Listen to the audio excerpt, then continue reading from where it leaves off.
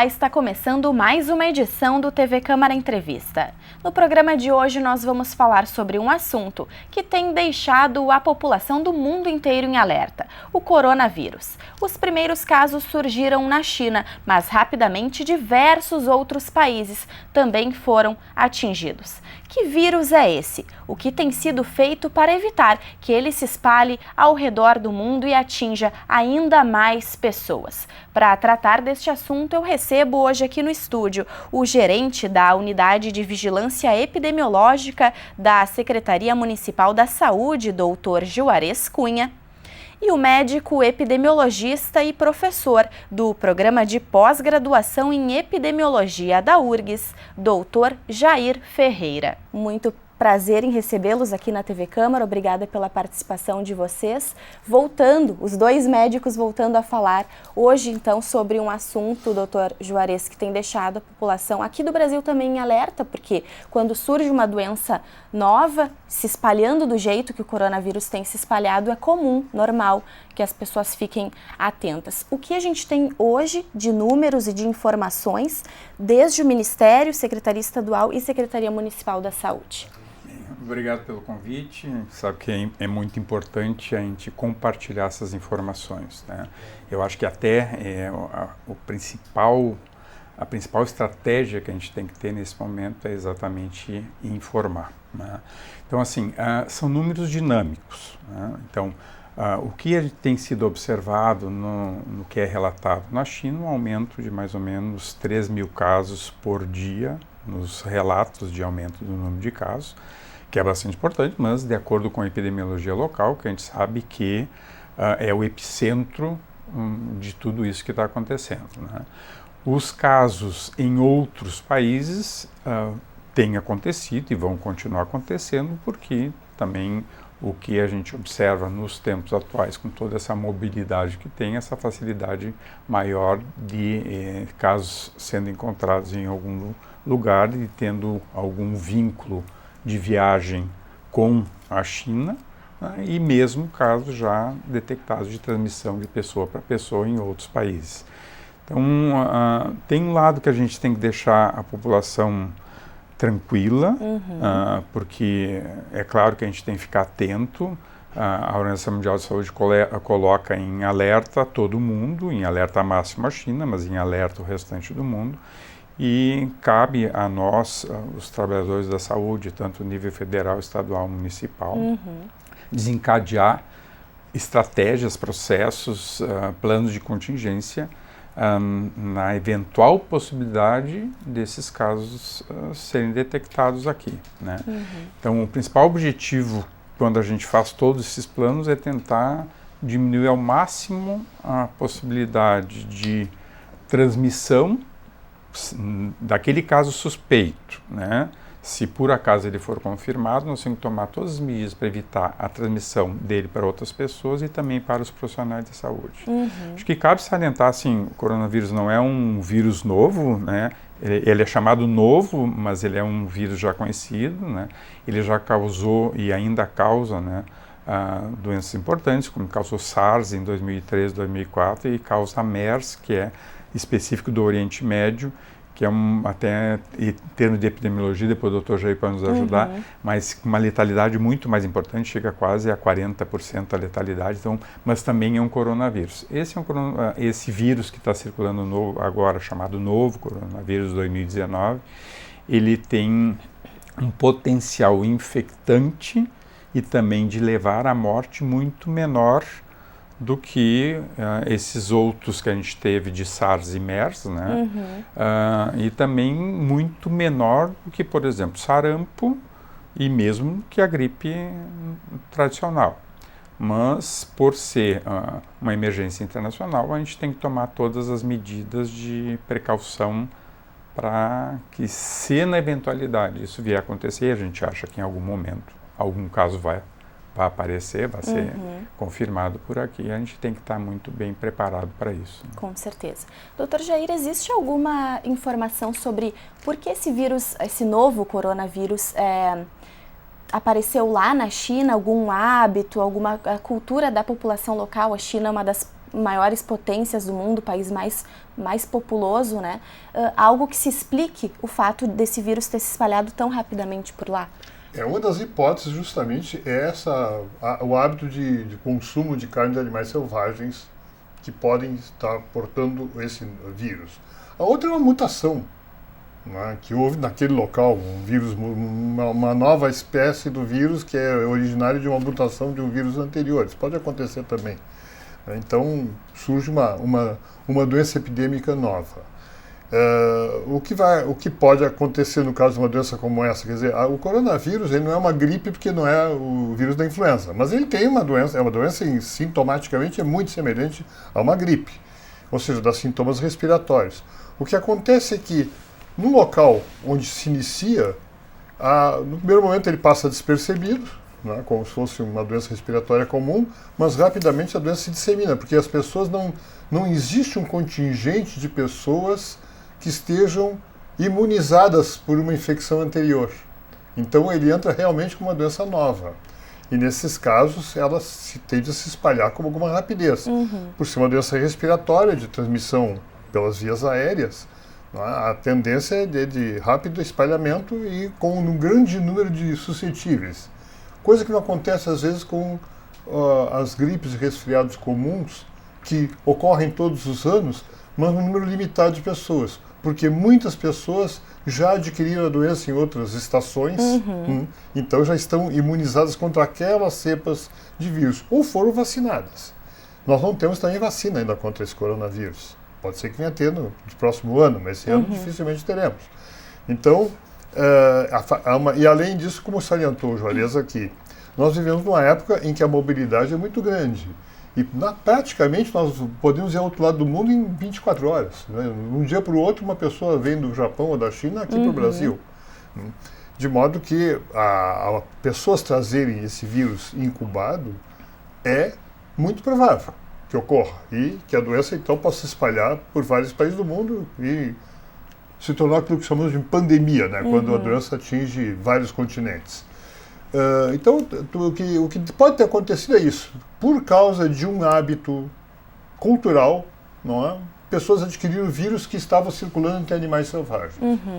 A outra possibilidade é uma mutação que ocorreu ao azar e traz uma nova cepa de vírus. São cerca de 24, 25 países já com casos confirmados no mundo todo. O senhor comentou que o fato das pessoas estarem circulando muito facilmente hoje e as trocas comerciais com a China serem muito comuns entre a maioria dos países pode ter facilitado, então. Sim, se isso tivesse ocorrido há uns 40 anos, antes da China se tornar uma economia capitalista, embora com um governo que se diz comunista, talvez isso não se espalhasse com essa rapidez, porque havia o intercâmbio era muito pequeno. Agora o intercâmbio de negócios, de pessoas viajando de lá para cá e daqui para lá, é muito grande. Então, o risco de disseminação do vírus é muito maior nesse contexto atual, não é, das relações comerciais e até turísticas com a China. Cada país tem um protocolo específico diante da possibilidade do vírus entrar? Qual deve ser assim a conduta adequada?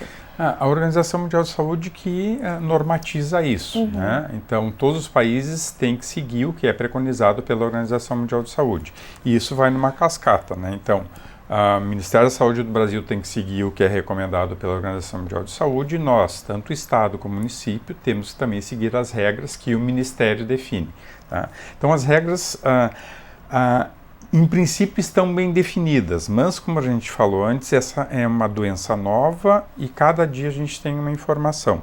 Então, por exemplo, a parte de proteção do profissional da saúde que vai lidar com esse paciente, né?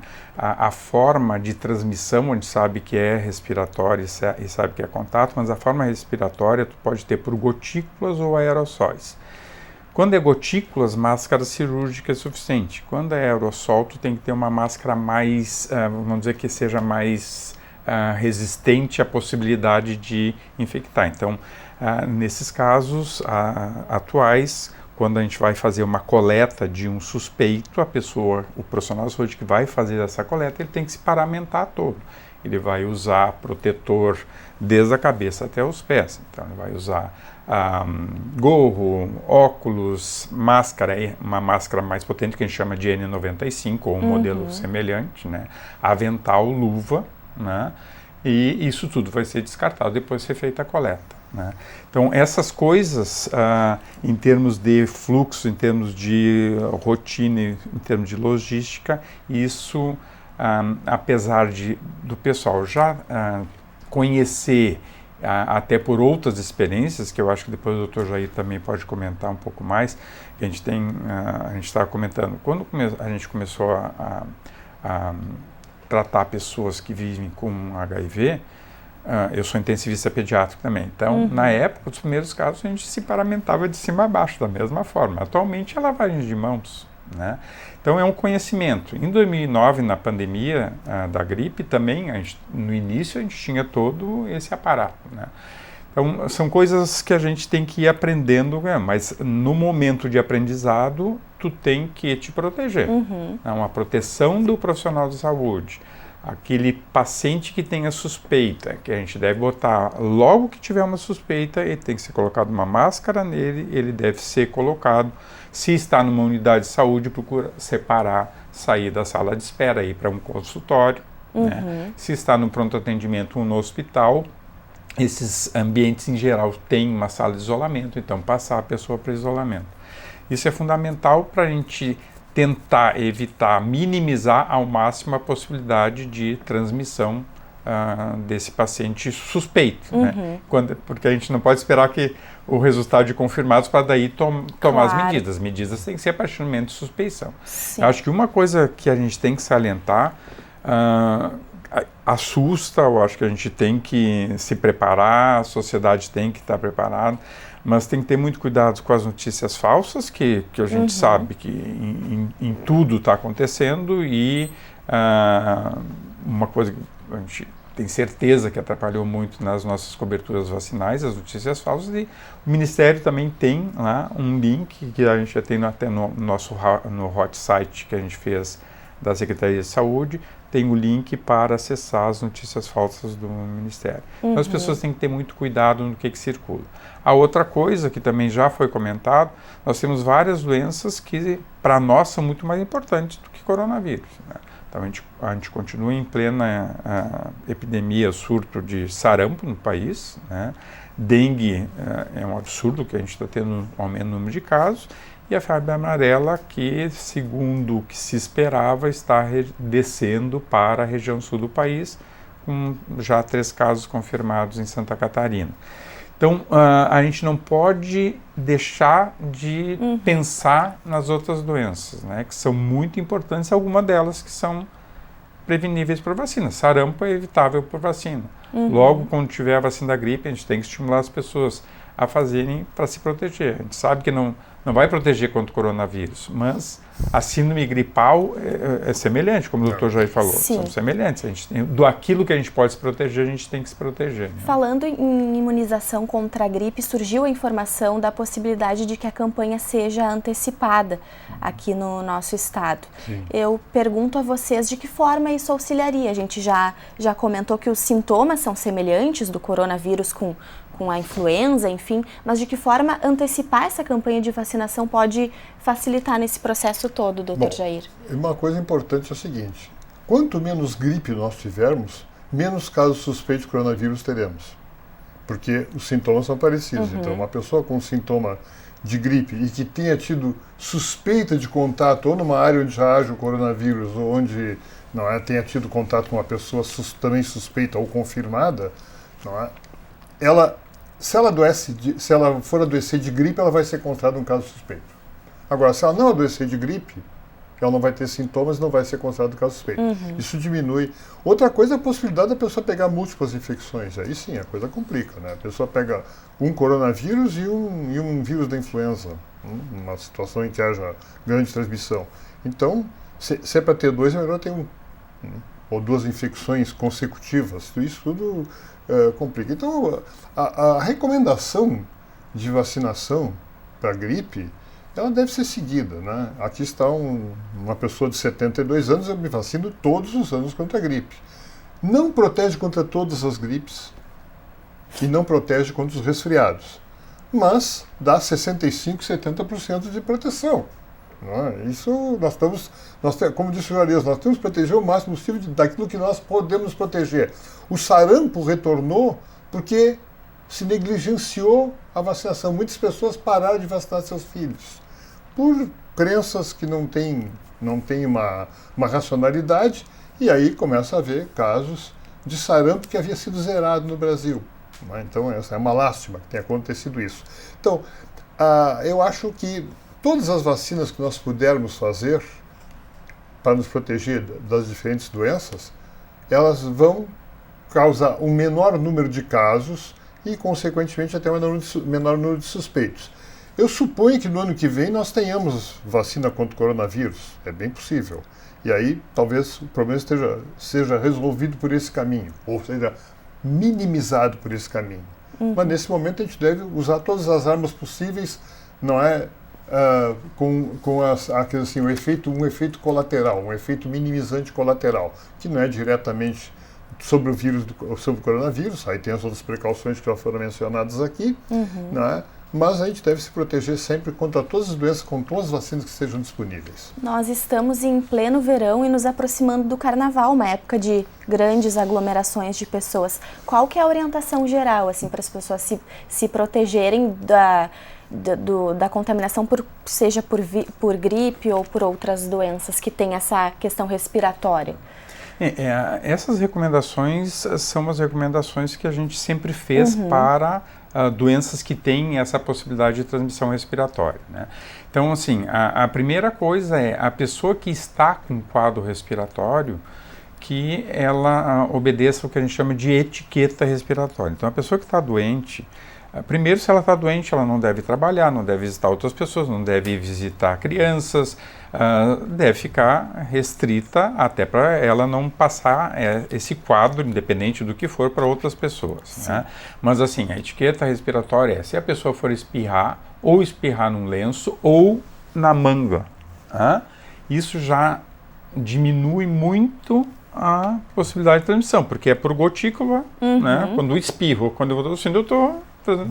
A outra coisa, a partir do momento que eu tossir ou eu espirrar, eu vou contaminar o ambiente, tá? Tu pode chegar depois, tu bota a mão aqui, depois tu bota a mão no olho, tu vai te contaminar. Então, lavagem de mãos é fundamental sempre, para tudo, né? A gente aprendeu muito lá em 2009, eu acho que foi ali, eu acho que para mim 2009 é um marco, assim, né?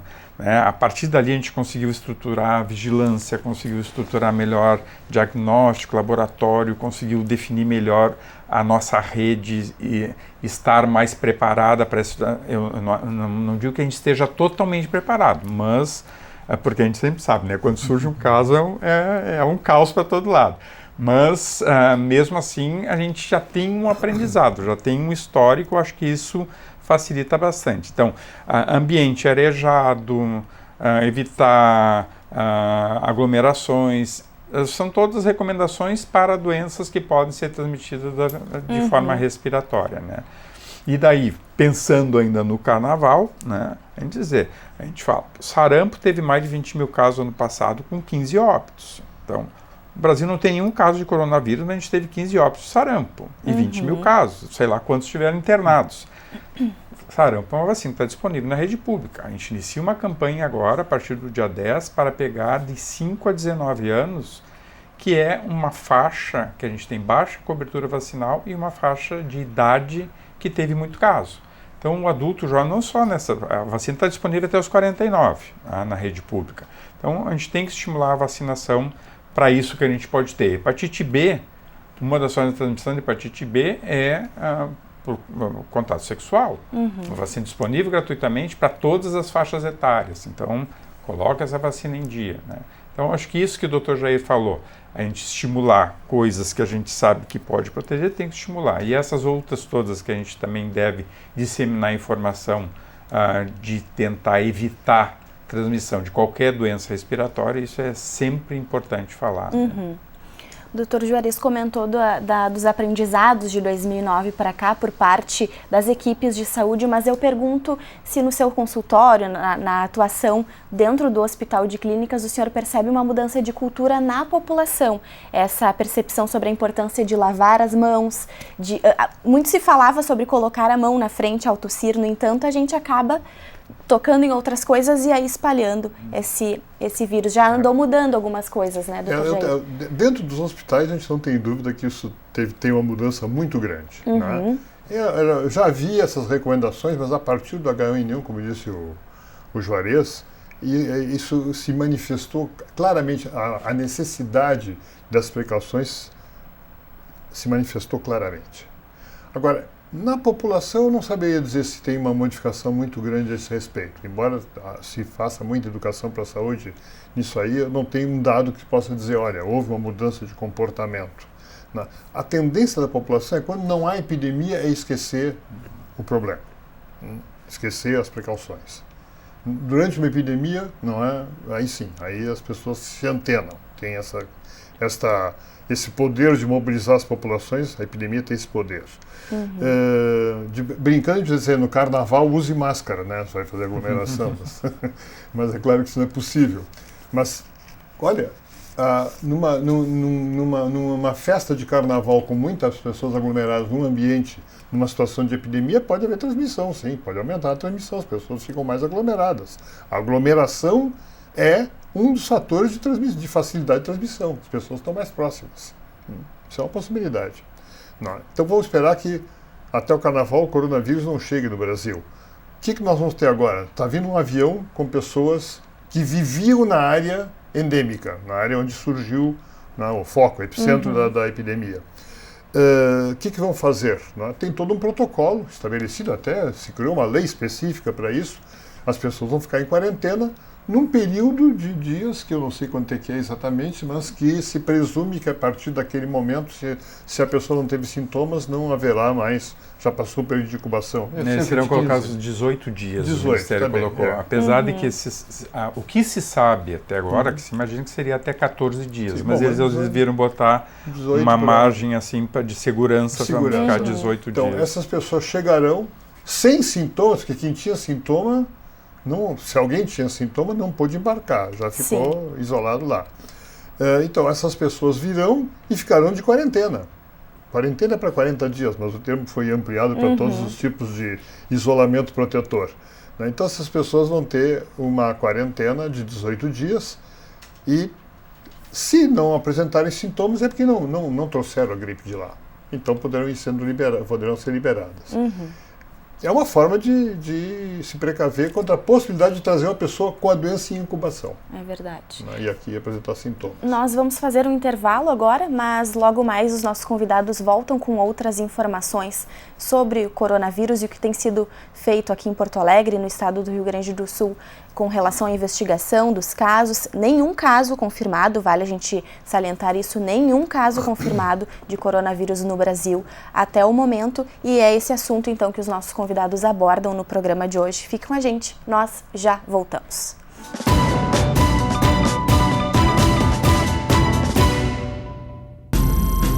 Um pedaço da história do Exército Brasileiro está no Museu Militar do Comando Militar do Sul.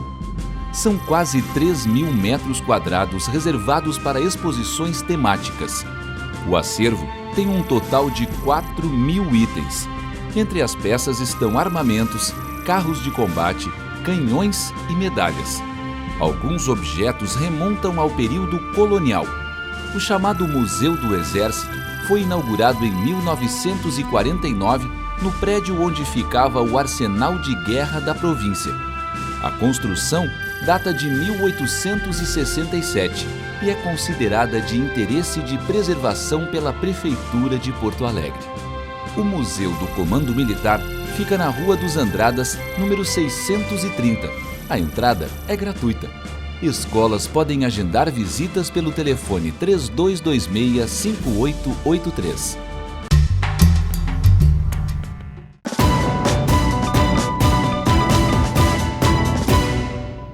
Nós voltamos com o TV Câmara Entrevista, que hoje fala sobre o coronavírus. Comigo aqui no estúdio da TV Câmara estão o gerente da Unidade de Vigilância Epidemiológica da Secretaria Municipal da Saúde, Dr. Juarez Cunha, e o médico epidemiologista e professor do Programa de Pós-Graduação em Epidemiologia da URGS, Dr. Jair Ferreira. Falando um pouquinho sobre os números, os casos suspeitos. Aqui no Brasil, Dr. Juarez, 33 casos suspeitos, 24 já descartados e 9 ainda em investigação. Queria que o senhor explicasse um pouquinho também a importância das pessoas esperarem os relatórios divulgados todo dia pelas equipes aí de saúde e não saírem se alarmando, digamos assim. Isso foi uma decisão importante também do comitê que está tratando disso no Estado, né? Se optou por sempre, a partir das 16 horas, liberar os números. Então, e isso é uma combinação também com o Ministério da Saúde, porque esses números que tu falou são os números do dia 6 de fevereiro, né? Então, provavelmente hoje a gente vai ter outros números, mas a ideia é a gente tentar todo mundo falar, ter a mesma informação para não gerar conflito, né? Então, uma coisa importante desses casos aí, principalmente os que foram descartados, vários deles foram identificados como doença respiratória causada por outros vírus, né? Então, a gente tem detecção de influenza, que é o da gripe, a H1N1, a H3N2 e outros vírus respiratórios, como o rinovírus, que é o causador do resfriado.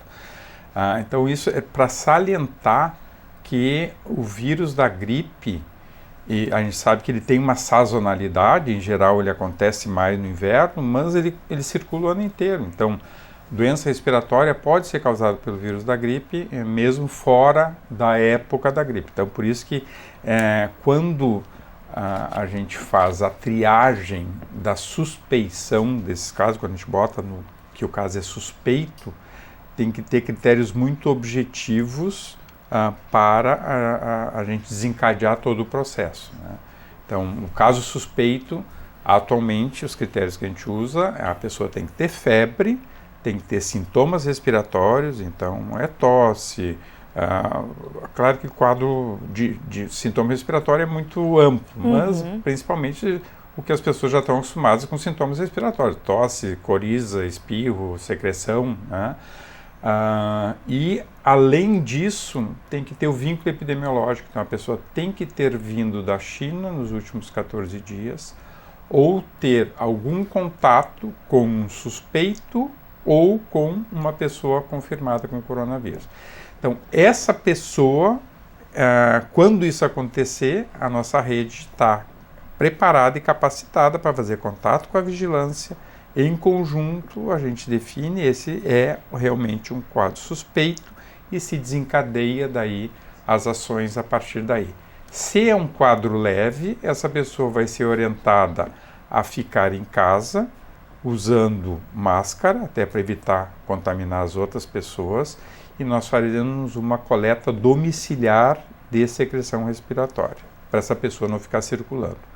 Se o quadro a pessoa tem alguma situação de gravidade que precisa ficar internada, ou no pronto atendimento ou no hospital, a coleta vai ser realizada nesse ambiente e a partir dali vai ser desencadeada. Se ela está no pronto atendimento e ela necessita hospitalização, vai ser desencadeado todo o fluxo aí, a logística para essa pessoa ser transportada para algum hospital. O Ministério da Saúde colocou como referência o Hospital Conceição, aqui em Porto Alegre, e o Hospital de Canoas, da UBRA, para todo o estado, mas a nossa rede toda está capacitada, a hospitalar está capacitada, tanto rede pública como rede privada, capacitada em relação a isso, e todos criaram ou revisaram os seus protocolos de atendimento, porque eram protocolos que já existiam. Então, é só uma coisa que tem que olhar de novo, ver se tem algum detalhe um pouquinho diferente, né? Mas toda a nossa rede tem condições de fazer esse tipo de atendimento e acompanhar os pacientes. Por vezes, as unidades de saúde dos bairros são o primeiro contato, né, doutor Jair, da população com o profissional.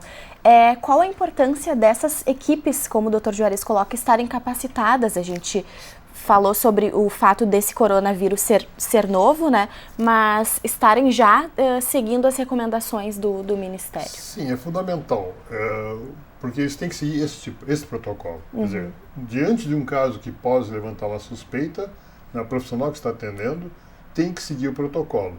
Então, vai ser ou levar o paciente, isolar o paciente no seu domicílio, nos casos leves, como foi feito, ou encaminhar para os hospitais de referência. Muito bem.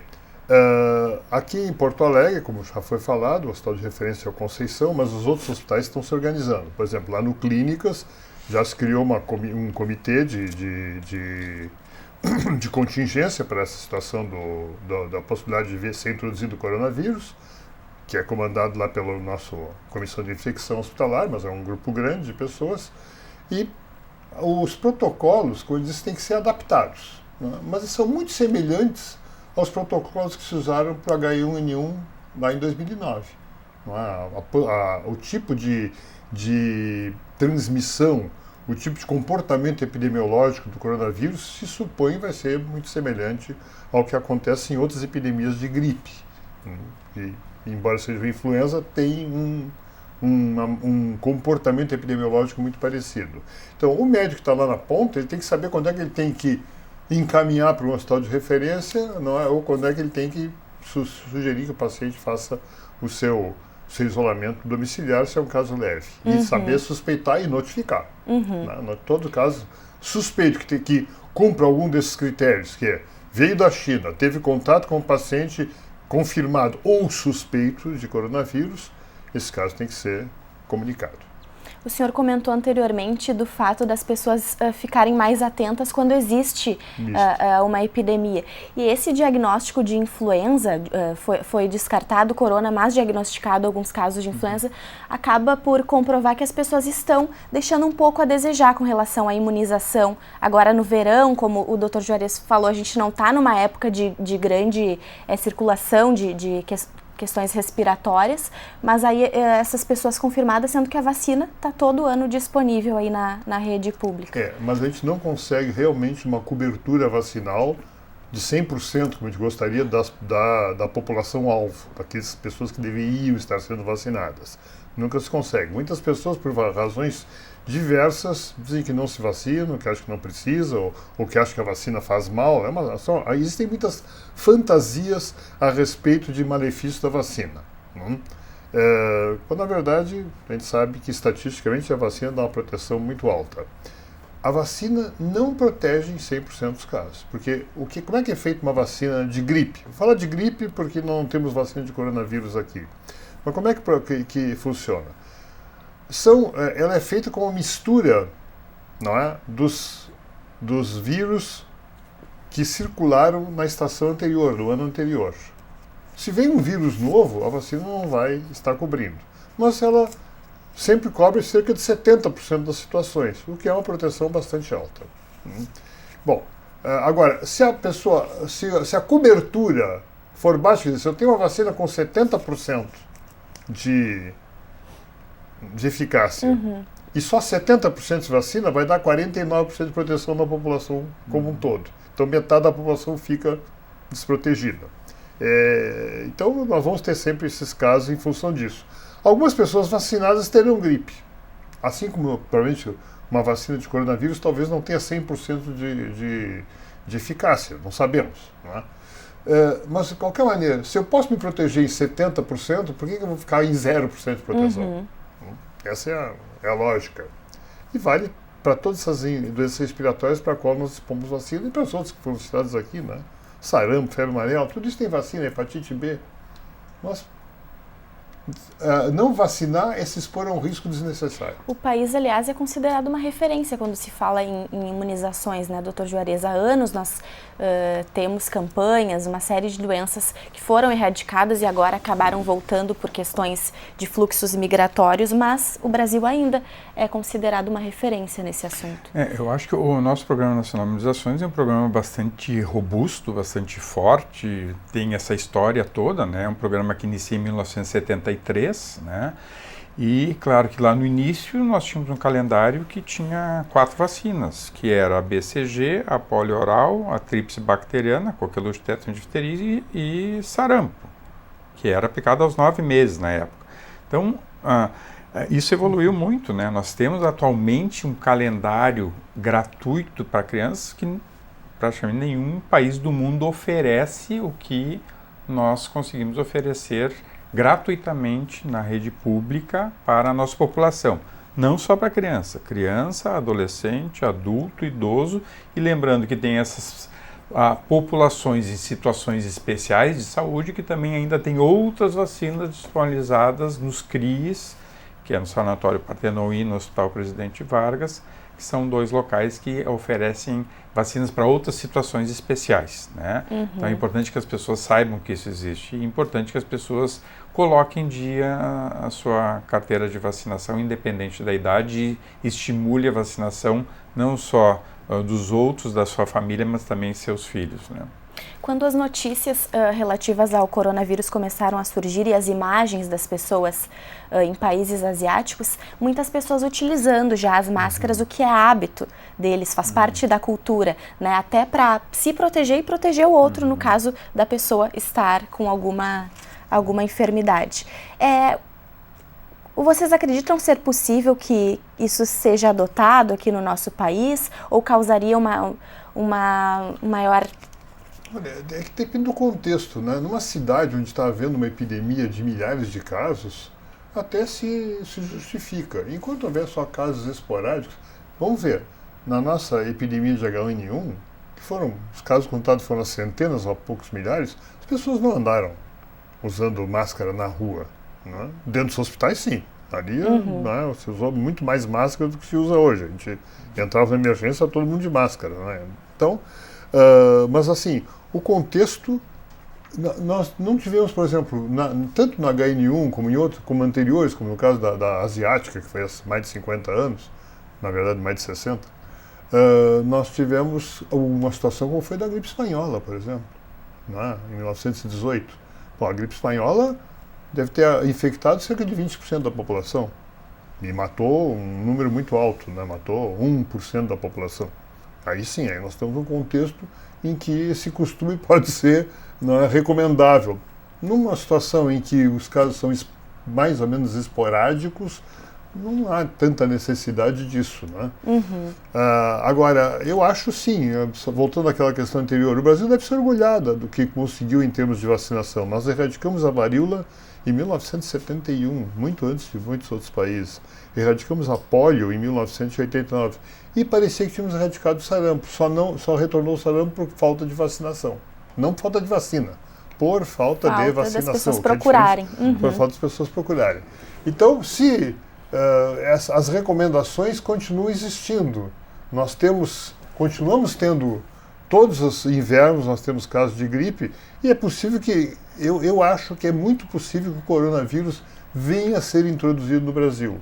É muito difícil nós termos uma rede de proteção capaz de evitar que seja introduzida uma doença respiratória infecciosa, como é o caso do coronavírus.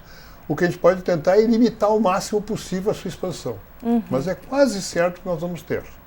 Informações estão aí à disposição, conteúdos produzidos pela Secretaria Estadual, Municipal e Ministério da Saúde estão à disposição na internet, né, Dr. Juarez? Relatórios diariamente, ou seja, a população tem aí nas mãos todo o aparato que necessita para se proteger da melhor maneira possível. Isso a gente tinha comentado antes, né? Então lembrar de utilizar fontes confiáveis de informação. Então a Organização Mundial de Saúde, o Ministério da Saúde, Secretaria Estadual, Secretaria Municipal, o CDC, são fontes confiáveis que as pessoas procurem para se informar, né? Quando vier alguma notícia catastrófica e que, sei lá, possa levar a pânico, não compartilhe essas notícias. Vá antes ver o que é que está acontecendo, né? O uso de máscaras que a gente está falando. Nesse momento não tem sentido nenhum a população usar máscara aqui, né? Como a gente está falando, no momento atual. A gente não sabe como é que as coisas vão evoluir, mas nesse momento não. Quem que tem que usar máscara? Aquele paciente suspeito, que quando ele chegar na nossa rede vai ser colocado uma máscara e ele vai ser colocado no ambiente para evitar contaminar os outros, e o profissional de saúde que vai atender aquele paciente. Esses têm que se proteger, né, para minimizar a possibilidade de disseminar quando isso for acontecer. Como o Dr. Jair falou,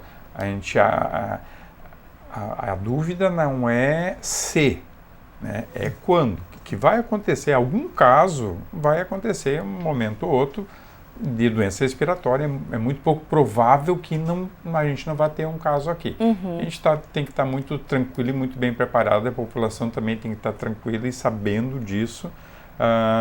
Por isso é importante ter essas informações em fontes confiáveis, né?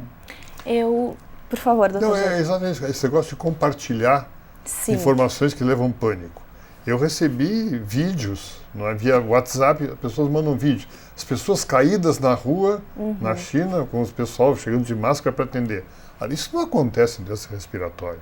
Ninguém sai na rua com doença respiratória grave, todo arrumadinho para trabalhar e cai no meio da rua morto. Isso não acontece. As pessoas começam com sintomas respiratórios, procuram uma situação de um serviço de saúde e se vão a óbito geralmente num ambiente hospitalar e não assim, caída na rua, bem vestidinha, não é? Como quem saiu para trabalhar, sentiu mal e morreu. Não é a morte súbita. Segundo ponto é qual é a letalidade da doença. Não é? Esse é um ponto importante, porque às vezes se vem notícia que a letalidade é muito alta. Pelos dados oficiais que nós estamos tendo, o que acontece? O que é letalidade? É a proporção de óbitos em relação aos casos. Então, são 31.700 casos, mais ou menos, agora 31.520. 31.520 e 638 óbitos. Isso dá 2% de letalidade, quer dizer, de todos os casos que ocorrem, 2% vão a óbito. Quem vai a óbito? Geralmente são as pessoas mais frágeis.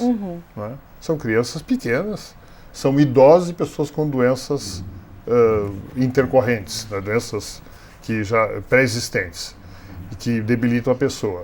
O que não quer dizer né, que não seja uma doença perigosa, porque 2% das pessoas estão indo a óbito. Talvez essa letalidade seja menor. Por quê? Porque em muitos casos brandos não são notificados, não procuram o sistema de saúde, têm sintomas brandos, ficam em casa e isso passa batido, não é notificado. Então, talvez os 31.520 deve pertencer àquela faixa um pouco mais grave da doença, enquanto que os casos mais brandos ficam na parte submersa do iceberg. E a tendência é que esse índice de letalidade venha a reduzir a partir do momento que se fique preparado para tratar a doença? Como que funciona isso? Bom, pode ser que sim, se nós pudermos intervir mais rapidamente, não é? Porque o tratamento não é, por enquanto ele é tratamento sintomático, não é? Se já está com sintomas, não sabemos de um remédio antiviral ainda. Tem notícias várias aí sobre remédio viral que bloquearia o vírus, um remédio contra o ebola, etc. Mas tudo não. Especulação. São especulações. A gente não deve botar as esperanças nisso aí. Nós não temos conhecimento ainda claro, é uma coisa muito nova. Afinal, o vírus surgiu aqui há 2 meses. Não, agora isso é outra coisa importante também que a gente falou de como está dinâmico, né?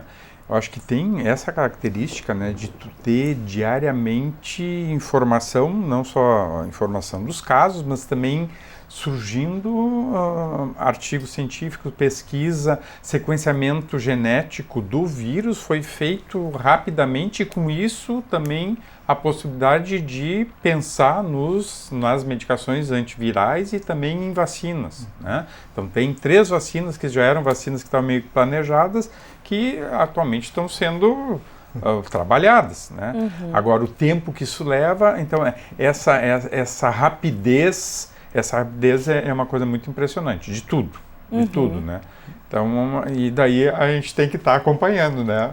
Em todo caso, a produção de uma vacina nunca porque é a necessidade de cultivar o vírus, de replicar o vírus, de ter uma quantidade suficiente para produzir uma vacina, não é, em nível populacional. Isso leva um tempo, não é? Mesmo que tenha uma vacina desenvolvida, o tempo para ter uma vacina em quantidade suficiente também é...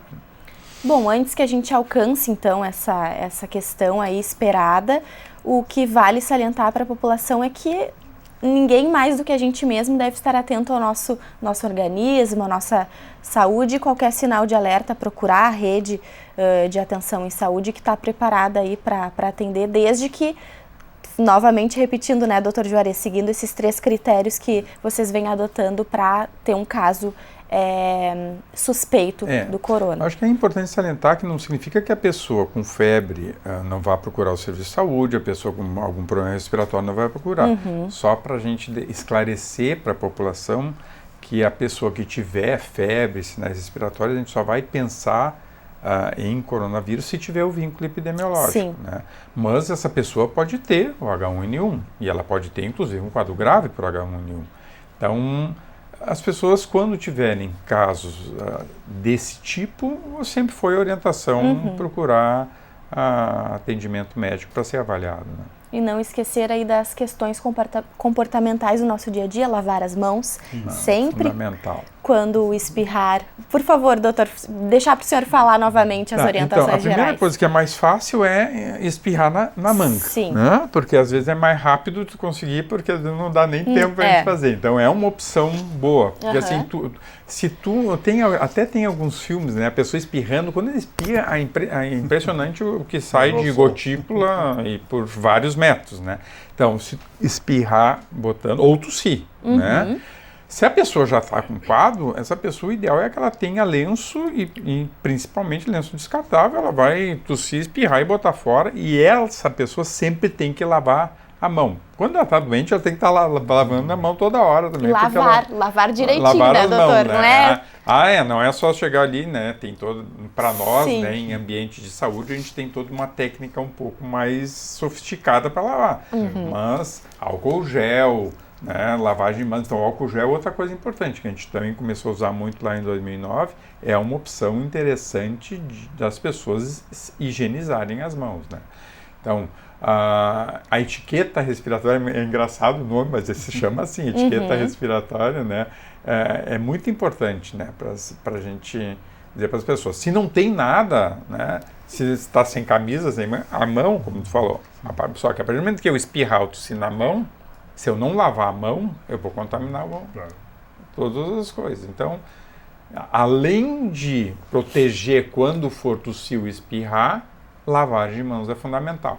A outra coisa que a gente falou, uma pessoa que esteja um quadro respiratório febril não deve ir ao trabalho, deve evitar ambientes fechados, evitar aglomerações, que são as regras que a gente sempre preconiza para doença respiratória. Tá certo, nós chegamos ao final do TV Câmara Entrevista, então agradeço muitíssimo a presença de vocês, agradeço também a sua audiência, continue acompanhando informações sobre todas as produções da TV Câmara, também pelas nossas redes sociais. Até a próxima edição.